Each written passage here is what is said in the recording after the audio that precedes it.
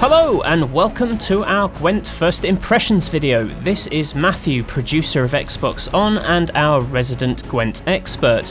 Now, I tried to get Benny and Lydia to play with me, but they called me a nerd and gave me a brutal wedgie, so I decided to make this video instead to try and convince them and other Gwent newcomers why they should be checking out this excellent game. For those not in the know, Gwent is a mini-game in The Witcher 3 that proved so popular it has now been grown into a standalone game. I should note before we start, this is based on the closed beta on Xbox One, which you can sign up for at www.playgwent.com. So the first thing I want to talk about are the basic qualities of Gwent, and you've got to understand it if you want to play it. It's a remarkably simple game at first glance, but with all kinds of cunning brilliance bubbling away deep beneath the surface. Two players face off across the playing board. Each has a hand of 10 cards drawn from a larger deck. Now, cards either have an attack value or special ability, and you place them on the board hoping to end a round with a higher combined attack value than your rival. But the really clever bit is that it's a best of 3, so while it's easy to spam your first round with a killer number, doing that leaves you with hardly any cards to win your second round. This leads to all kinds of bluffing. You want to trick your rival into wasting precious cards without eating through your own deck.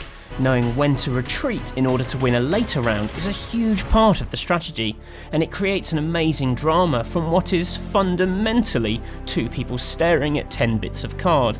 What's really awesome about this standalone game is how it grows the basic game from The Witcher 3 into something far more interesting.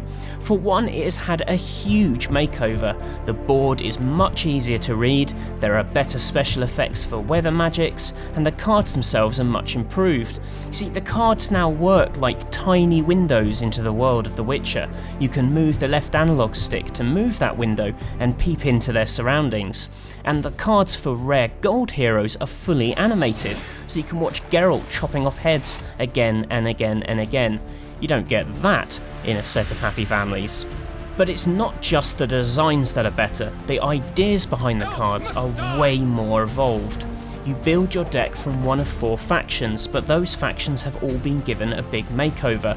You see, in The Witcher 3 I always played as the Nilfgaardians, but they are being added to the game at a later date. So for the time being I'm sticking with the Northern Realms. Like any organised army, they're all about strength in numbers. They can boost each other's attack power, sap the strength of rival cards, and can be promoted to gold cards, making them nigh on impossible to kill. Alternatively, you could play as this Scoia'tael. Now, these shady elves work from the shadows. Their troops are way more flexible. Many of their cards can flip between attack types to be placed anywhere on the board, and they can place traps on the other side of the board and trigger ambushes which power up seemingly gentle cards. Or, if you prefer something more manly, you could try your hand with the Skellige tribes. These barbarian warriors are sturdy fellows and can take a real bruising. Weirdly, they're big into self-harm. By hurting your own troops, you can play a war cry which causes them all to double in strength. Oh, and you can transform them into bears, which will see a half-decent army turn into an unstoppable force in the blink of an eye. Of the 4 returning factions, the monsters feel the most unchanged. They're still about drowning your opponent in a wave of smaller, weaker troops, though I do like their new units that feed on dead creatures in the discarded card pile to gain extra strength. Having spent most of The Witcher 3 murdering these disgusting beasts, it's pretty cool to see how the other half live. Every army is made up of attack troops and event cards. Think of the latter as special abilities, such as weather effects that nuke entire parts of the playing board, or the ability to kill off powerful cards. All of these old Witcher 3 favourites return in New Gwent, but are joined with a mountain of new events that can have a huge impact on play. Take potions, for example. Dipping into Geralt's private stash of magical brews allows you to supercharge certain units with strength boosts. Even better, use these on a Witcher character and the attack power increases even greater. Or you could play an Adrenaline Rush card, which allows the unit to remain on the battlefield in the next round. Use it on a suitably buffed character and you can win a second round before it's even begun. I also like the Epidemic card, which kills weakest units on the field. If you're constantly getting wiped out by monster armies and their legions of spiders, this is effectively a can of bug spray. Another big change being made in Gwent is how you actually collect the cards. Where in The Witcher 3 you took cards from the peasants that you thrashed at the game, here things are earned from card packs.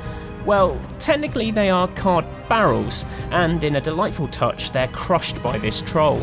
I particularly like how he watches over you as you flip the cards, offering grunts of approval. What's really cool about the card packs is that you get 4 random regular cards, but you're also guaranteed a rare, legendary or epic card, and this you get to pick from a choice of 3. Now if, like me, you're building a Northern Realms deck, you can focus on that. It's a great way of taking some of the luck out of the equation. Now, if only I could win more matches to earn the in-game currency. What this all adds up to is a far deeper game.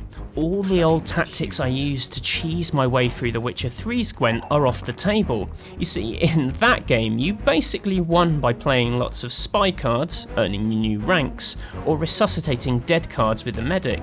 This time round, the armies feel like they have more room to evolve in different directions. There are more cards that summon new troops to the front, there are more ways to alter the attack values of cards already played, and there are a whole range of powers that allow you to influence future rounds by leaving cards on the board.